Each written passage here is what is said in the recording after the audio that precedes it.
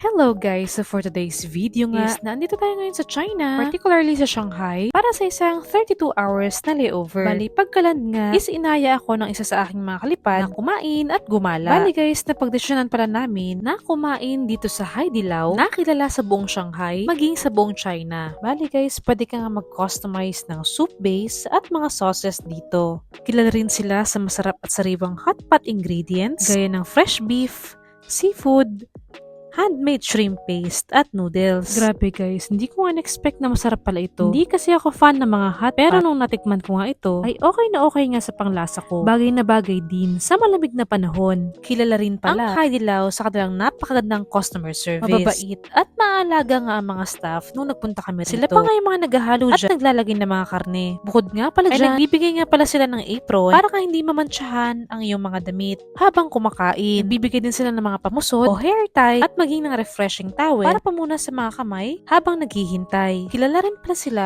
sa kanilang hand-pulled noodle dance performance o live na paggawa ng noodle habang nagluluto kayo sa hotpot. Bukod pa riyan ay matapos kumain, ay nagbibigay din sila ng mga libreng snacks at drinks. Sa kabuuan nga is na-enjoy namin ang pagkain sa Haidilao para sa aming unang beses na pagpunta. Matapos na kumain is naglakad-lakad nga lang kami para magpababa ng mga kinain. Gusto rin kasi naming puntahan yung isa sa pinakasikat na pasyalan dito sa Shanghai. Grabe guys, ngatog nga kami sa sobrang lamig. Wala namang yelo, pero sobrang lamig ng hampas ng hangin. Bali, this video pala is nangyari last year, March 2025. At bago ko nga burahin, napag-isipan ko nga gawa ng videos para memories. And grabe nga guys, sa aming paglalakad is ito nga yung bumungad sa amin. Hindi ko nga in-expect na ganito pala kaganda dito sa Shanghai. Bali, dito nga kami ngayon sa tinatawag nilang The Bund, na isa sa pinakasikat na pasyalan dito sa Shanghai. Kilala nga ito dahil sa kanilang naggagandahang skyline view at colonial era buildings na may European style architecture. Tanaw rin nga pala rito ang Oriental Pearl Tower na isa sa pinaka-iconic na landmarks ng lungsod. Sinasabing sa taas nga raw nito ay mayroong observation deck kung saan matatanaw ang buong skyline ng Shanghai. Tapos glass din daw yung mga sahig nito or yung walkway kung saan tanaw nyo yung mga nasa ibaba. May restaurants,